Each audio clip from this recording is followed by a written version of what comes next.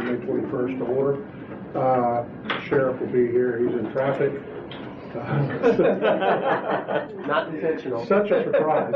County traffic. But city's flowing by. Yeah. All cities. We'll go off agenda just a little bit. If everybody would rise, we will start with the pledge. We'll lead the pledge. I pledge allegiance to the flag of the United States of America and to the republic for which it stands, one nation, under God, indivisible, with liberty and justice for all.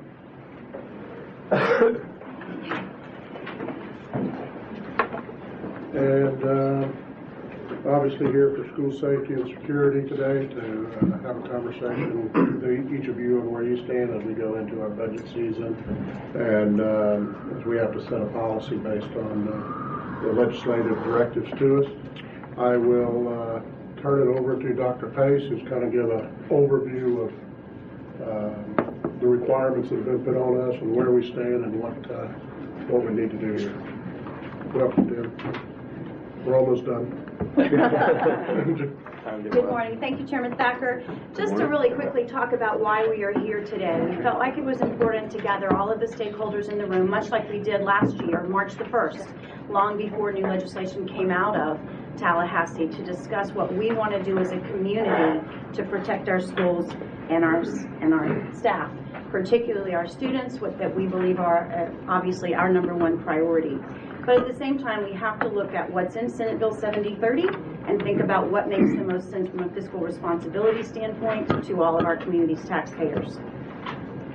Again, kind of why now? We started this conversation a year ago, and I will tell you that I firmly believe that we currently have the best of every world protecting our schools, and our partnerships with our local sheriff and our police chiefs. They put the right people in our schools who are building relationships and helping us each and every day be proactive in preventing acts of violence or investigating threats that would otherwise cause a disruption to our learning environment.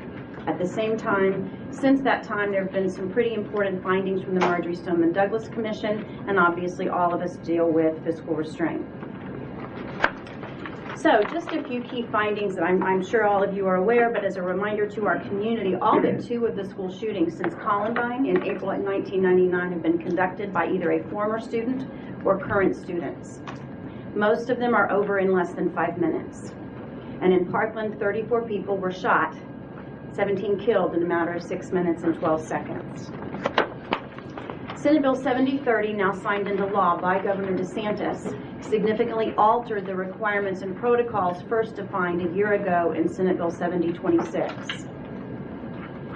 Now it really is impending on the school board to have a policy to partner with law enforcement agencies or security agencies to establish or assign 1 or more school safety officer at each school within the district, including our charter schools. School boards must collaborate with charter school governing boards to facilitate charter school access to all safe school officer options available in the law, or this school board would have to make up the difference in cost for providing a safe schools officer at each charter school and the charter schools per student share of the state safe schools allocation. Currently, our charter schools with about 750 students receive enough in the safe schools allocation to cover the current cost per share of a school resource officer, but our smaller charter schools have to make that up in the difference in their budget. Do you know how many that is, roughly? Not off the top of my head. So this year, Senate Bill 7030 now provides for 4 options to protect our schools. Obviously, again, what we consider ideal, a licensed armed school resource officer, trained with the intent and the purpose of protecting students and staff in our community. A second option is that some districts have moved into their own, basically their own police force, creating their own school safety officers who are certified law enforcement officers with arrest powers, but only on the course of the school day and only within the actions required for school safety. The third option that was discussed last year at length is the school guardian program. These are school district employees who volunteer to become a school guardian and participate in the required training, or who are hired for this specific purpose. The majority of school districts who implemented the Guardian program last year developed a job description and hired designated individuals to be guardians and guardians only at the school site. And then finally, the fourth option that was added just this year is the idea of a school security guard. Districts and charter schools do have the option under Senate Bill 7030 to actually contract with a security agency for security force. There are 28 counties who currently have filed or are approved for the Guardian program. Neighboring us is Polk, which is the most common. Volusia also has a Guardian program. Pasco. And again, they use this in combination with school resource officers. So they had school guardians with a designated job description specific for that purpose that went into some of their elementary schools where the local agencies were unable to provide a school resource officer, and then they kept school resource officers in the majority of their secondary schools. To be a school's guardian or a school security guard, they have to go through similar training. They have to have a valid license to carry a concealed weapon. There's 144 hours of training that's required, including 12 hours of diversity training and another 132 hours of comprehensive firearm safety and proficiency training. They have to pass a psychological evaluation. They must pass a drug test and then submit to subsequent random drug tests. And there has to be ongoing training, weapon inspection, and firearm qualification on at least an annual basis. School guardians have no authority to act in any law enforcement capacity except to prevent or abate an active assailant incident on a school campus. This is something that changed from Senate Bill 7026 and 7030. If the local sheriff declines to provide the guardian training, if the local school board or charter school governing board makes a decision to implement one, the local sheriff is obligated to contract with the sheriff in a neighboring county who will agree to provide the training. State dollars are available for the Guardian program, but they flow through the local sheriff's office, not through the school district, to cover training and then a $500 stipend that is paid to the school guardians. So again, this is kind of the key difference. While all public schools are required to have at least one school safety officer in both Senate Bill 7026 and 7030, the decision about how to comply with those requirements now rests with the local school board. So again, this just reviews the fact that the fourth option is the school security guard, and what Senate Bill 7030 did was also to expand the reach of the Guardian program if a school board chooses to go that direction, where not only could guardians be personnel at the campus who volunteer for that particular role, but also potentially classroom personnel. Again, it's a local decision. School boards choosing to implement a Guardian program or charter school boards choosing to implement a Guardian program do not have to open the Guardian program to classroom personnel. That is a local decision. So just some other pieces. We have looked at the liability cost of implementing a Guardian program. It's currently $250 per guardian to implement one. However, the biggest unknown would be the self-insured claims that come from workers' comp and those types of things that are right now as yet unknown for either a school safety force or a school guardian program. Currently, we have agreements between our school district, our sheriff, and our local police agencies to provide for one SRO per elementary and middle school, 2 per high school, along with some supervisory personnel and floaters.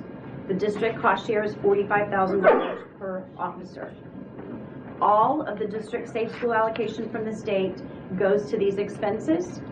In addition, we have a line item of about $500,000 that helps to supplement that piece and also cover for our own required district safety specialist, Mr. Yates, as well as his assistant coordinator, Mr. Gould. We are scheduled to receive an additional $321,000 in Safe Schools money from this year's budget. But keep in mind that we're also opening Harmony Middle and Neo City Academy, requiring 2 additional officers. I've said to you already this morning that I believe what we have now is ideal. We have positive role models and relationships between law enforcement, our students, our staff, and our community. Every day, we are proactively investigating threats, determining if they're credible, and preventing additional disruption in our school. In addition, the partnership and communication between law enforcement and our school staff, I believe, plays a proactive role in helping to prevent crime and violence in our community. And I speak to that as a former principal in the Poinciana community, where we were able to get ahead of a lot of things, both at school and in the community, because of the engagement school resource officers had with our students. And then obviously that communication between the agencies has been incredibly valuable as we go through the year. Just yesterday, we were able to get in front of a threat, determine it was not credible, and stop just having to completely disrupt schools. Clearly the challenges are costs. Is this sustainable for your budgets, for our budgets? And for our not-for-profit charter schools, the cost share is more of a challenge than it is even for districts who can spread it across a number of schools. We talked about the size and student enrollment, and that's what drives each school's allocation of that Safe Schools piece. And then I know that last year when we first talked about this, a challenge that all of you expressed was the ability to recruit and retain high-quality officers. Just like we're struggling to find teachers, finding law enforcement officers out there who want to do this work is not easy. A key piece for us coming together is time. If we're going to change our current mode of operation, we have to have time to prepare. A Guardian program requires a job description that requires board approval. It requires recruitment. It requires development of training. It requires all the things that go along with that, as well as then our own school security force, which I don't believe I'm qualified to lead at this point in time. I believe we need to trust that to the professionals. So there are two basic decision points for us to talk about today. Number one, as a board, what is best for the school district and the larger community as we continue our collaboration and partnership with our county and our two cities? And then who is it that should be deciding for our charter schools in Osceola County? Are you going to empower those charter school governing boards to make that decision, or do you believe you need to make a decision for all? Thank you, Madam President. Well, Sorry, review what I'd like to do is let each one of these groups, if they'd like, give us their thoughts, where they stand, and kind of start to give us a little direction on what we need to be thinking about. That makes sense. Okay? Sure. Yeah. We'll just go around the table in this order. Is that all right? Do you know if they intentionally put us here first? I was not in the room when you sat there, or anybody else. Well, we haven't had a discussion yet with the county commission. Our first meeting isn't until July with the board, but we'll have a workshop before that. The sheriff proposed a really good budget. I thank you for that from the operating side, but he's talked about some capital things as well. And it will get down to a policy decision. I do believe that if it's decided by the commission that we'd like to support status quo, that there's the capacity to do it, especially considering the sheriff's proposed budget. That's going to help out an awful lot. But as some of you know, my county commission had various thoughts in terms of how we should move forward. I think, and I don't want to speak out of turn, I think with the public schools, you're not committing. Yeah, but I think from the public schools, our issue last year was how the charter schools all came forward. So if that part can be figured out in a manageable way, and if the charter schools participate in their cost of providing the safety components, then I think that would bring a lot of comfort to the county commission. I agree. For me, I mean, having a deputy or a police officer in the schools is ideal. I know that I've said from the very beginning when the legislators were talking about it last year while they were in session, I think they did a very good job with the time limit that they had to get it done.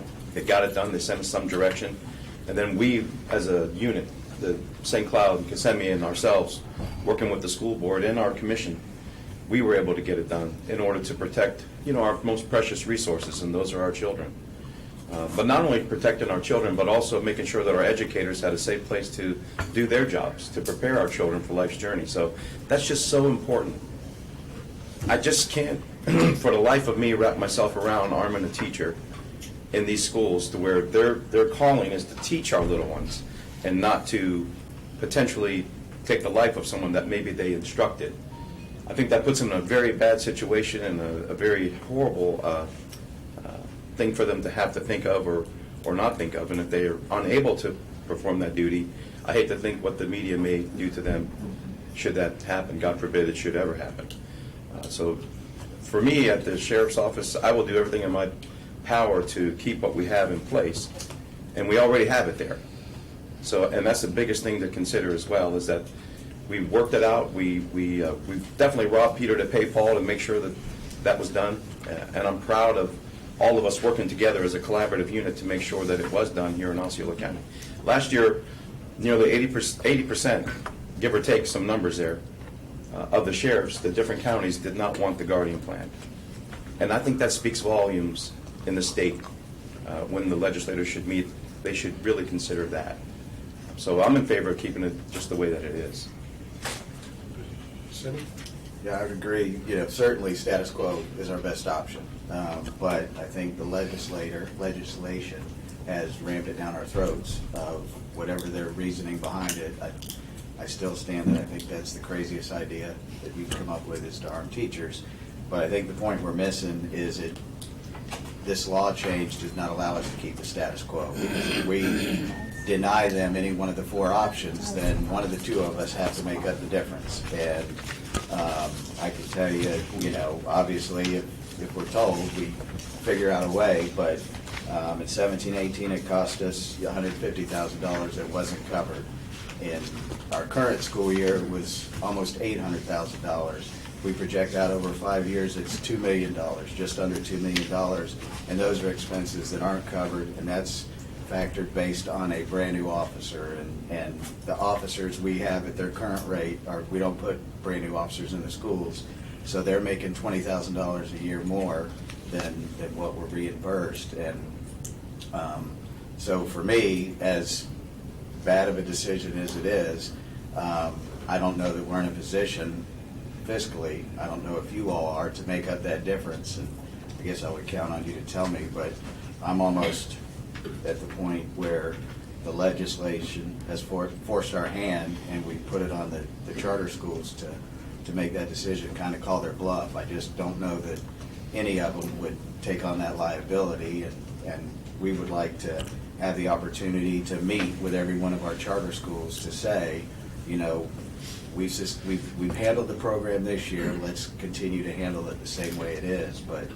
I don't know that we can take a hard stance to say we're just arbitrarily, you're forcing their hand to keep it the way it is, because I don't know that either one of us can afford it.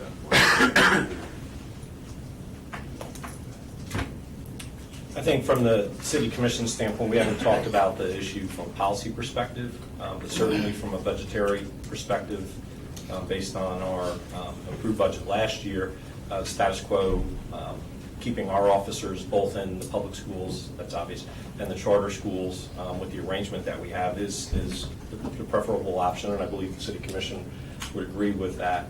I think, as the Chief mentions, the big issue is how we deal with the charter schools from the finance standpoint. And if the bill intentionally backs us in a corner so that, in essence, we have to cover the costs if we take a choice away from them, then I think what the Chief talks about, giving us the opportunity to meet with our charter schools and explain to them why it's good to keep an SRO in the school as opposed to the Guardian program, at least gives us an opportunity to do it. And if we don't get concurrence from them, then perhaps the school board makes that decision and we figure out a way to fund it. It's difficult for us from a policy standpoint to agree to subsidize many of the charters, which make a pretty decent profit. Even though they're not profit, they walk away after all their expenses on the backs of their staff, on the backs of their students. They walk away with a pretty darn hefty profit, and they should be contributing to this as well. It's a sad day that we're in today. we're discussing costs over the life and safety of our children. And the legislature put us in this position. I also listened to my chief. I mean, we've done everything there is that we could do. I say to the school board, give us an opportunity to go and have that conversation with the charters inside our city. Personally, I'm not speaking on behalf of my commission. I feel that it should be a police officer taking care of our children. Teachers are there to teach. You arm the teacher. Now that individual that's planning to do something doesn't have to worry about bringing that gun in the classroom anymore because the gun is there. You bring a private security force and you arm someone that is not a law enforcement officer. And we have problems. Law enforcement officers are in constant training, day in and day out. You're not going to have that with a private individual with a gun. I've seen way too many individuals with a concealed weapon license that don't even know how to shoot their weapons correctly. And so that, to me, is a risk to have an individual like that inside the school. These are our children, and we need to think a little bit better than that. So I follow what the city manager and the chief said. Give us an opportunity for us to have a conversation with the charters inside the city and see what we can work out with them. If it was in our means, I would like to follow the same direction that we've been in. I thank the sheriff for taking a stand last year, and I support him 100%. Thank you. It is a sad day that we're having to even have this discussion. I do know that the city of St. Cloud is certainly committed to supporting whatever decisions that the school board and certainly our law officers decide, since they're the professionals in this area. I do think that, and I'm sure that you are, is that you have to be continually proactive with training your teachers on how to handle this situation, because even if you have a resource officer in the school, he could be on the other end of the building, and by the time he gets to where the problem is, 5 minutes could already be elapsed. And I just think you've got to, certainly I'm not in favor of arming teachers, but I think you certainly have to be proactive regularly, just like you would a police officer, training them. How do you handle this situation? How do you react? And but I'm certainly supportive of what you're doing now, and I think you need to stay the course with where now.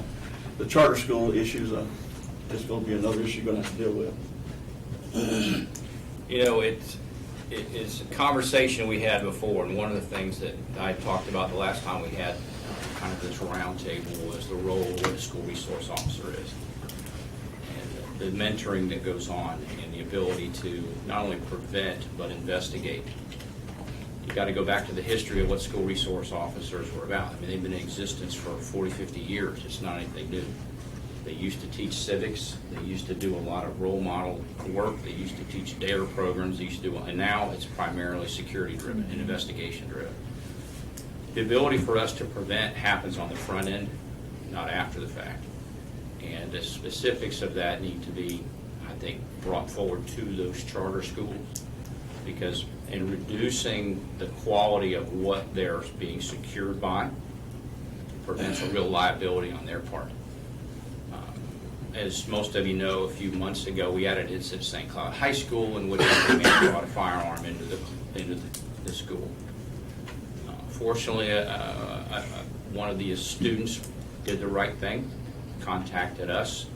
In this particular scenario, two school resource officers quietly figured out where the kid was and what class, walked in the back of the classroom. Next thing you know, that young man had a hand on each shoulder, and he was being quietly extracted from that classroom without incident. The gun was secured, no incident happened, and everything went well. I would challenge the fact that if it was a school security guard, what the incident could have looked like. When shootings happen, they take 5 minutes. If it happens with a security guard or a guardian, so to speak, they have no means to communicate with any of the law enforcement agencies if something is occurring, much less to coordinate what happens. And when you look at what happened in South Florida, it was mishandled horribly. Everybody knows that, and that's what has sparked a lot of this discussion. But I'm confident in our staff, I'm confident in Russ's staff, I'm confident in Jeff's staff, that if they had an incident on those campuses, that those school resource officers would be right on top of it and to be able to prevent that. So I too would like to have discussions with the charter schools. We have filled ours across the board with reserve officers working in a part-time capacity and an off-duty capacity. It's worked seamlessly. And they get full authorized police officers working in those, and I think it's going to be a big step backward if we don't. Thank you all very much. Board? Yeah, I'll go. Just a couple things that I think are going to be important for everyone to understand. We're making a lot of distinction about charter schools, and we're flawed in doing so. Charter schools are public schools. We're talking about the same kids, whether they're at Harmony High School, Osceola High School, or any other school in this community. Whether it's a charter school or a traditional school, it's a public school. 20% of the students in Osceola County attend school at a charter school. So I would just caution when we have these conversations and we segment out the charter piece that we remain mindful. These are the same kids. The student that may be at one school today may be at a charter school tomorrow. They don't deserve anything less because their parent exercised the right afforded to them to make a choice. Please bear that in mind. If I may, just because I have the least amount of experience with this, I guess this trajectory, I've only been on the job for 7 months. I need to really understand, for my benefit and the benefit of the public, what is the main distinction between how we fund the SROs or the officers in charter schools? Why are we focusing so much on that conversation? I think it's important for us to have that distinction in conversation, please. The district contracts for district schools with our 3 agencies, and our cost share is $45,000. Right. The charter school boards contract directly with the sheriff or the 2 police chiefs for their costs of an officer. In some cases, that's been an off-duty officer that has done work over an hourly basis. In some cases, that's a full deputy, and the cost is more. Okay, and our share in that cost is larger with the charter schools? Is that what the charter school governing boards Okay. do that within their own budgets. Okay. Okay. So let me just jump in here to develop that a little bit more. If the charter school board, governing board, in its wisdom and judgment, negotiates these contracts and they're able to comply with the Safe School Act, what exactly are we talking about the school board's role in that? Let me go ahead and just go a little bit further on this. I just think for the purpose of the discussion, whether charter schools are public schools or not, it's irrelevant. The law treats them differently. Absolutely. And so they're different. They have a governing board that, again, that is staffed with people who know what they're doing and they know the interest of their community, their charter school community.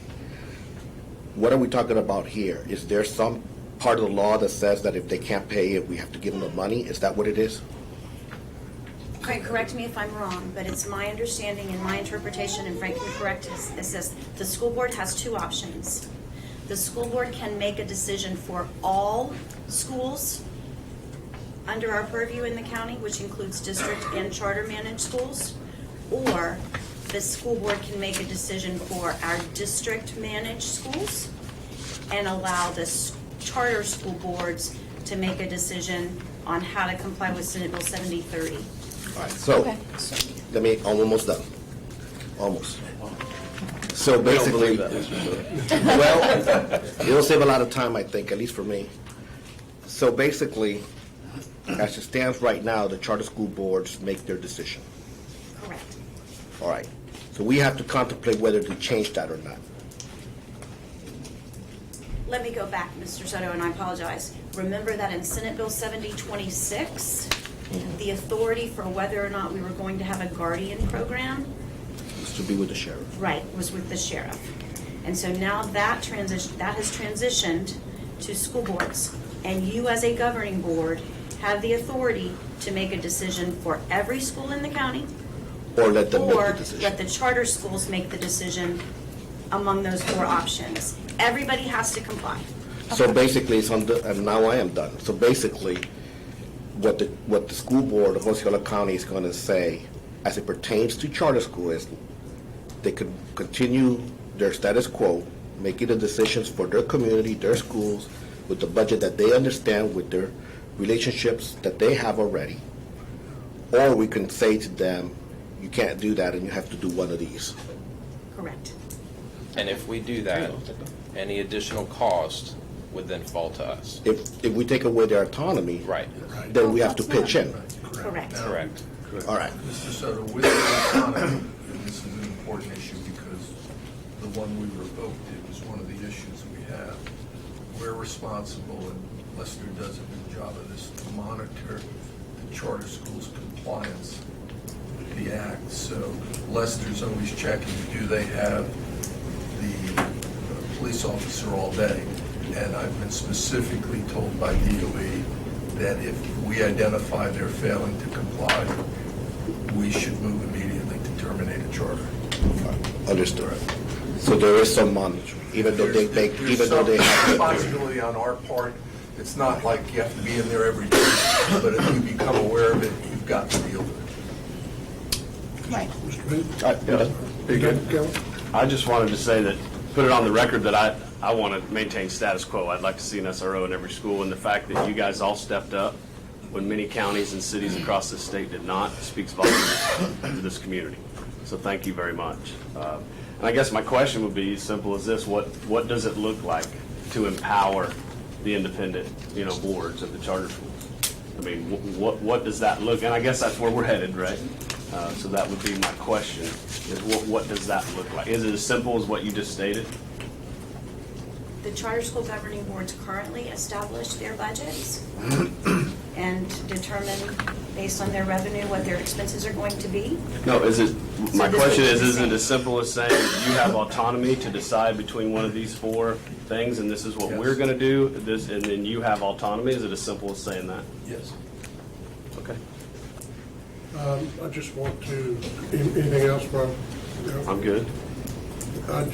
Tim's comments, I agree partly with your comments, there's a piece of it I don't agree with. He's absolutely right. Every one of those kids are our school district kids, and they are certainly deserving of protections. That being said, I also think the legislature has been very clear on school choice. And school choice to me comes in many different ways. It means going to a high school that doesn't have a gym. It means going to a high school that's at an airport. It means going to a traditional high school that has all these different activities. The legislature, I have to assume in their infinite wisdom, believes that a guardian program is a safe way. They're not saying you don't have to do anything. They're saying they have to do certain. They're viewing things differently. I view our status quo as the gold standard, is the best standard. I don't see anything better than that. So I think if we choose to do something different with charter schools from a directional standpoint, it's all part of a choice. Like I say, there's different parts. They don't have cafeterias in many cases. They don't have this, they don't have that. Parents make a choice every day to give up different things. If they choose to give up a safety perspective within the guidelines of the state, that's what they choose. I think they need to understand what they're choosing, and we need to find a way to communicate what they're choosing. I think they've all said they would do that. I have I cannot fathom arming teachers in schools. I can't imagine anything worse than somebody with a gun in their hand that's scared. I think it was Mayor Alvarez or Michael, I'm not sure which one of you it was, that talked about a teacher having a gun in a classroom now means there's a gun in a classroom. We already have teachers who have left knives in the rooms, and things that shouldn't happen. We know they happen. Thank goodness they probably are focused on teaching and not providing safety. So I don't understand going down that path. I will tell you, I've been told many times I have a license to carry, therefore I'm trained to have a gun in school. I don't buy that argument at all in any form. We have a lot of people in the military. I said, I've been in the military, I should be able to carry a gun. I don't know what any of these people did. In the military, there's a lot of people in the military after basic training probably never saw a gun. So there's not one size fits all for any of this in my mind. The only thing I do know is people in your ranks carry one every day. They're trained every day. They shoot every day, not every day, but they shoot on a regular basis. They know who their sport team is. They know how to get a hold of them. They know who to call, when to call, how fast to call. So I like the status quo. I'm really proud of the fact that all three of y'all, I know y'all didn't take a vote. We'll count it as a vote. Thank you, Don. My track record these days is So, I'm proud of the fact that y'all are certainly for initial concept. I know you got to go back and you got budgets to deal with and all that other stuff. But from a traditional school perspective, I definitely want to see the status quo. And I think from the charter school perspective, I'm not opposed to giving them their full choices from my viewpoint. Yeah, and just a quick comment. I think the caution around this conversation is that we don't immediately go to what seems to be the most controversial point. Senate Bill 7030 isn't about arming teachers, yet that's immediately what people start talking about. It's one small component of an overall comprehensive bill that deals with school safety and security across the state of Florida. And so I think what's really important is that when we have these conversations, and I'm not saying us at this table, but I mean us collectively, that we don't automatically go to what will feel like the most emotional part of the conversation, but instead we stay focused on the subject matter, which is how do we ensure as a school board, empowered by the legislature to make decisions on a local level, the authority rests with us as it should to determine what happens in our schools, what procedures and protocols we want to put in place to ensure that that happens. I'm sure many of the board members have talked to constituents or have had people contact them thinking that this conversation is about arming teachers. This is not what this conversation is about for me, nor should it be, because we're not at that point in any of this yet. Really where we are is saying, what do the partnerships look like with the cities, with the county, with the sheriff, with the police department? What are our commitments as a community to make sure that we're ensuring that every single student in Osceola County is protected while they're on a school campus? That's really all this conversation is about. And so I think if we, as leaders of the community, stay focused on that part of the conversation instead of going to what is sometimes a more emotional piece of the conversation, we'll do better for ourselves, we'll do better for our community, we'll do better for our students. From my standpoint, I truly value having the school resource officers in our school. I always have. Ironically, I just came across a photo from the 90s when I worked at Reedy Creek Elementary with myself and Deputy Brooks, who was the SRO at the school at that time. And I saw it and kind of laughed because I remember how influential he was on the school campus when I was there with those kindergartners through fifth graders. So the relationship that we have is positive. We need to continue to work on that relationship. I do caution that when we talk about charters, we don't make a distinction about us and them. They are us. These are our kids. These are all of your constituents as well. These are the schools that are in our community. And these parents have just exercised the basic freedoms of an American to say, I want my student to go to one school over another, as opposed to having a bureaucrat or an elected official deciding where they have to go because of an arbitrary boundary or border. So let's not penalize those schools or those kids or those parents because they've exercised that right. For me, the other part becomes looking at, obviously for me, board, I'll just say that my opinion is to allow the school boards to make the charter school boards to make the decision that they deem appropriate for their individual school campus. Obviously, we're going to continue to partner with them and work with them and figure out how we can ensure that what's taking place in the school district at large is compliant with what needs to take place and that students are secure. The next layer of conversation becomes, from a funding standpoint, what are we all looking at and what is it that we're going to continue to do as we look at how schools continue to grow, needs continue to increase, the demands on your budget from a safety and security standpoint, the demands on our budget from a school safety and security standpoint, and how can we all continue to work together in that regard. Those are the most important parts of the conversation for me. And one of the reasons we're having that conversation now, just so we're kind of all on the same page, is we've got a budget coming up. You guys all have budgets coming up. We can't decide something on August 3rd. This is what we're going to do, but never get it implemented. So we feel a little rushed. It's rushed to try and get us, so everybody's got time to adjust if necessary or plan accordingly and everything else. Yeah, and we had a late legislative session that just wrapped Or up. comment, and then I'll come back to you, Terry, and then Mary. And listen, I've spent most of my career in representing police departments, and for 20 years, the Florida Sheriff's Association and Sheriffs. I'm looking at it from law enforcement's perspective. Responding to a facility where you know there's a gunman and other people may have guns, you're trying to figure out in a crisis who's in possession of a weapon, are they friend or foe?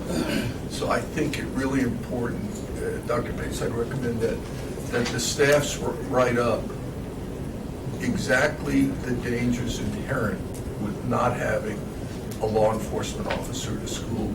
And we send that to the charter board members and the executive charter schools. It can never be said, full disclosure didn't happen. And I just don't want to be in the position where down the road, some charter school board member or somebody says, well, nobody told us that. And I think that hopefully they'll see the wisdom of staying with law enforcement. If our board decides appropriately, in my opinion, to give them the autonomy, we should give them the information that we're privy to, and don't assume that those board members are going to get that information unless we give it to them. Ms. Castillo? Yeah, thank you. I just wanted to make a point with what Mr. Weishauer said about the arming teachers being kind of a side. You didn't use side note. I don't know what the word you used, but it's not one aspect of it a is bigger one aspect, conversation. but there's a lot of pages dedicated to this aspect and a lot of restrictions. So I don't think that we should just not talk about it because it's uncomfortable to talk about. I know it is. I think that the community deserves to know what we think and whether or not we are prepared if a budget, if based on our budgets, that is where we are placed, whether or not we're going to arm the teachers. When we had our conversation at the dais a couple of weeks ago, my question to the board was whether or not we can exclude our teachers completely from being part of the Guardian program, which is where this whole thing came about. So I don't think that it's a small point. I think it's a very large point, and there are very specific points that are made within the law with how this would be implemented. So I don't think that we shouldn't discuss it, or that it is a small point, or that we wait until we are put in a position where that is the only decision that we have to make. So I do think that that has to be part of the larger conversation, whether or not this board is prepared based on, the budgetary restrictions, if we have them, to have our teachers be part of the Guardian program. I think it's important that we have that. Yeah, I just want to clear in what Tim said. The city of Kissimmee sees the children's and charter school the same as public school. And the only reason we requested for us to have a conversation with charter school is because we know that they're the ones that contract with us locally for the security of the children. Then I'll jump over to Senate Bill 7030. This was a bill that was created by legislators without listening to law enforcement, because majority of the law enforcement community told them not to do it.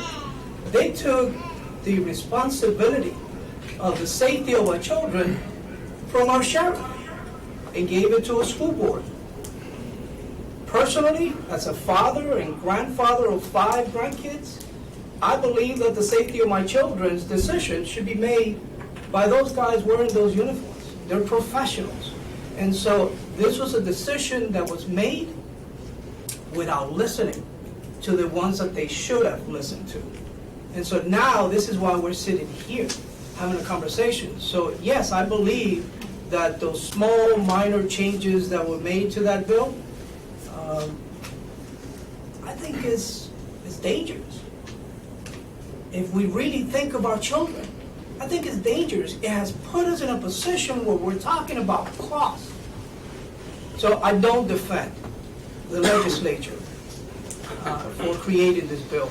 I think they should have listened to those professionals wearing the badge, like my daughter and like my son-in-law and like those officers in this room. They're the ones that know what's best for the safety of our children. But yeah, I wanted to clarify that the city of Kissimmee do recognize our children, no matter what school they're in, even if they're in private schools, which is knocking on our doors. Charter schools are moving in. private schools are moving in. And so to us, children are children, and we're only wanted to discuss this issue with their boards because they contract with us. Just wanted to clarify that. So on the two decision points, I think that there's major consensus that the status quo, and if, of course, is all contingent on budgetary, conditions. That is really the preferred, what we favor as a district, as policy. It's what we're used to, it's what we know it works, and I agree, based on everything that I've heard, the points made by the mayors and the chiefs here, as well as the other board members. Going back to the charter school, I'm a little still conflicted on this.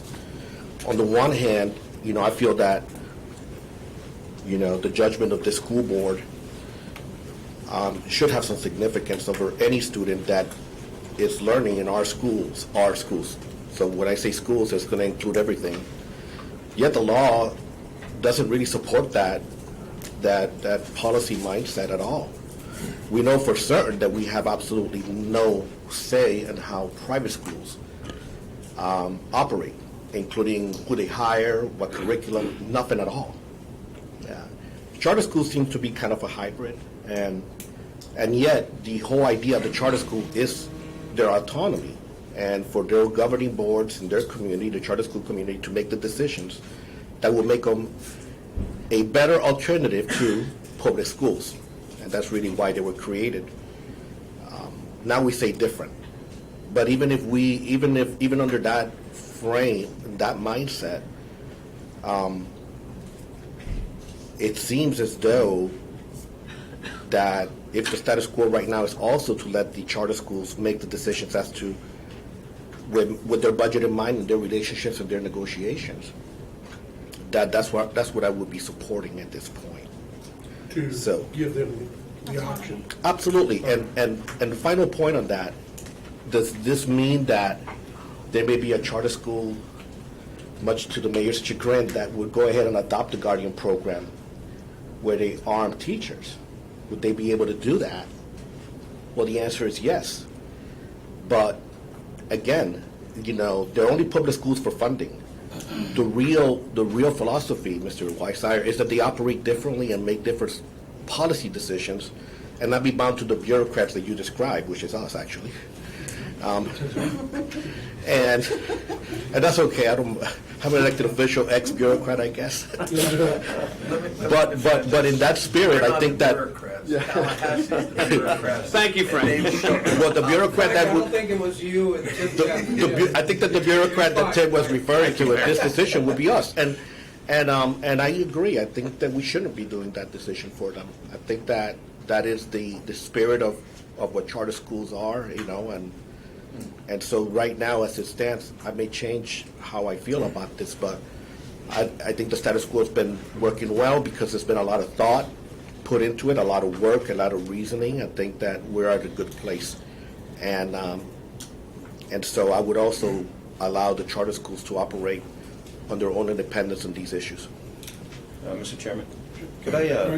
Let them go. Yeah, go ahead. Yeah, just a quick comment of encouragement. Many of you, or some of you, may have already read the nearly 500-page document from the Marjorie Stoneman Douglas Commission. If you haven't, I'd encourage you to do that. I've spent a number of time in my role as incoming president of Florida School Boards Association with commissioners from that body. That document is a lot of what was leading and guiding the conversation in Tallahassee. I'm not here to support or impugn the legislature on what they did. That's not our job, and that's not what we're here to do. There is a commission that's in existence in the state of Florida to look specifically at these instances and these type of conversations. And we can't have a whole conversation about what really is taking place and what should take place if we're not fully informed with reading all the language of Senate Bill 7030, 7026, and the entire report of the commission. So if you haven't read that, I'd encourage you to read all of those documents. The school board members we'll have an opportunity to spend time with the commission in our upcoming meeting in June with the Florida School Boards. But that's an important document so that you have some framework and reference of where the evolution of this has been coming from and where the legislature's thought processes was in the process as well. So just so for everyone's benefit, that's a good document for you to reference. Real quick, Ricky. Yeah, I just wanted to say, even though I do appreciate Ms. Castillo's passion, it seems like we have pretty strong consensus here around the table that we want to have an SRO, and 2 of them in high schools and 1 in all the other schools. So beyond that point, we don't know what's going to happen in your budget in 2 years, in your budget in 3 years, in your budget in 5 years. So right now, let's focus on what we are going to do and how we are going to move forward at this moment, because we are on a tight timeline. So we don't know where we're going to be in 2, 3, 4, 5 years. We don't know who will be on this board in 2 or 3 or 4 or 5 years. And so let's move forward with the consensus that we have.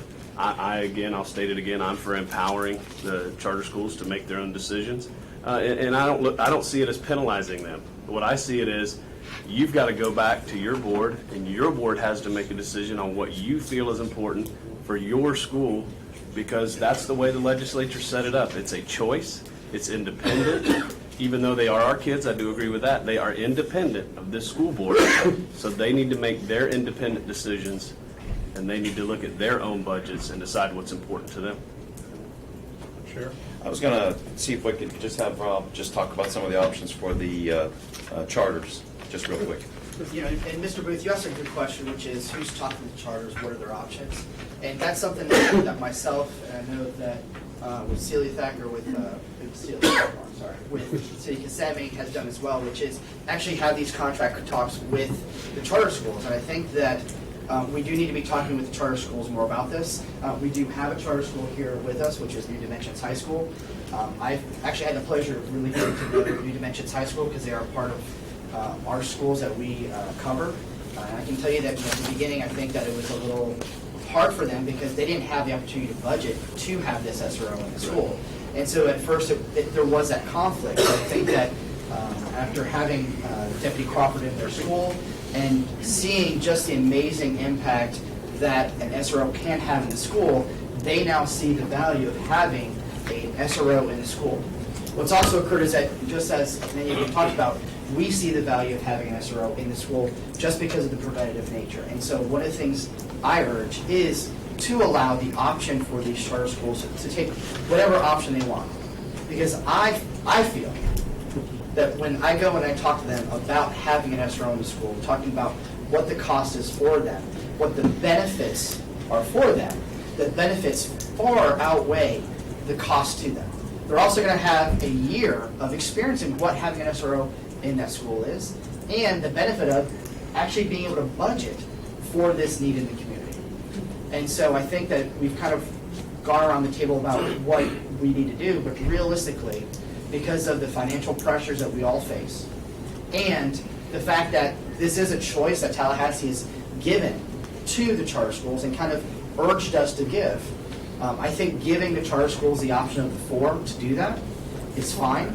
Let us, law enforcement, talk to the charter schools, and to the point Mr. Kupperbacher was making was talk about the statistics, talk about the gain that you can have in it. But there is also the side of there are some schools in Mr. Soto that are so small that it is not feasible for them to hire a full-time deputy. However, I know that Kissimmee has worked ways for them to have details and to make it a little bit easier for them to do that. So I think in what I would just encourage this board to consider is just letting charter schools have the option. You still have the ability to oversee them, ensure that they are doing what is needed under SB 7030, SB 7026, and what the intent of Marjorie Stoneman Douglas was, which is what? Which is they said they want SROs and guardians. That's financially not going to happen today. Maybe we can move to that in the future. But right now, we are amazing in having the ability to have SROs in all the schools. Let's give the charter schools the ability to keep that option if they want, or if not, that's their choice. And you know, if you have any other questions about the charter schools, I think one of the things that you all should do is ask the charter schools themselves. bringing them in and talking to them and letting them have a stake in this is also part of this. That just giving them voice and giving them that opportunity is something that is very important for us to do in this whole process. Just a perspective, and I just want to take a moment to thank the school board staff and Dr. Pace, simply because the relationship that we have currently has allowed us to sit down and have this open discussion. We don't see that around the state. You go right up to Orange County and they don't sit down, they don't communicate. They go to their corners, they figure out who has to pay for what, and the relationships are not there. The charter schools take on great liability, and what Frank was talking about, educating those charter schools, I think they need to be educated as to the liability that they will take on when they downgrade, so to speak, for financial purposes. When you put a security guard in there, prevention goes out the window completely. Because oftentimes what happens, information is generated either through social media or from deputies or officers on the road about a particular person that has made threats to the school. Immediately the school SRO is notified. Immediately the principal of that school, who has a strong working relationship with that SRO, is notified. And combined, they start digging into, what is this? Is it credible? How do we prevent it? And unfortunately, if all we're going to do is arm a teacher or put an armed security person in there, we prevent nothing. All we're doing is responding. And if we get into the mode of simply responding, it doesn't save lives. All it does is reduce the damage that's been inflicted. And you see that time and time again. So I think we're all going to have that conversation with those charter schools to educate them, and they're going to have to make some strong decision on their own going forward. So we've got to put somebody in those schools to be able to provide that level of security. But let's keep the prevention aspect in mind, because that's first and foremost in this whole thing. I think we're approaching an hour. I know everybody's got plenty on their things today. If there's not a lot else, going to wrap it up. I think we've kind of got a consensus among the whole group that particularly the traditional public schools, status quo is probably where they want to go. I don't think there seems to be a big consensus to armed teachers, armed security guards at this point. We're going to have a discussion. We have a placeholder on the agenda tonight to discuss this and see if we want to take an action. I think at this point, at tonight's meeting, I would ask for an action on our part to give you firm guidance on what our desires would be as you move forward. So there's no ambiguity on what we'd like to see. We certainly understand things have to happen after that, but would that be helpful if we give you? Okay, I kind of figured that would be very helpful.